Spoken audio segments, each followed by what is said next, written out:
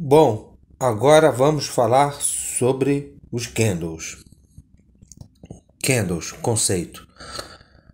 As barras de candles foram criadas para mostrar a abertura, o máximo, o mínimo e o fechamento, com a cor da figura mostrando o movimento ou a direção.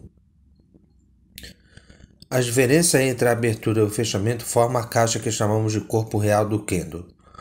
O corpo vermelho significa que o fechamento deu-se abaixo do preço de abertura, e um corpo verde significa que o fechamento foi acima da abertura.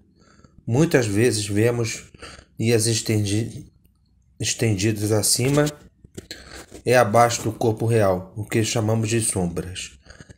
Essas linhas representam o máximo e o mínimo que os preços atingiram na formação daquela figura. Ou seja, como vocês podem ver, quando a cor do candle é vermelha, significa que o preço de fechamento foi abaixo do preço de abertura. E quando a cor do candle é verde, o preço de fechamento foi acima do preço de abertura. No entanto, uma observação importante é de que não necessariamente quando a cor do candle é vermelha, o ativo teve queda no dia. Assim como quando o candle é verde, o ativo teve variação positiva de um dia para o outro. Uma outra observação muito importante é quando temos para o mesmo preço a abertura e fechamento, o que significa que temos o candle chamado doji, que é um desenho tipo uma cruz. Bom, continuando sobre candles, situações.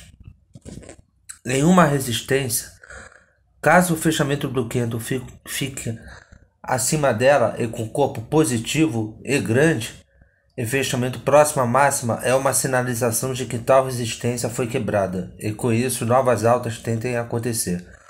Por outro lado, em um suporte, caso o fechamento do candle fique abaixo dela e com corpo negativo e grande, e fechamento próximo à mínima, é uma sinalização de que tal suporte foi perdido, e com isso novas quedas tendem a acontecer.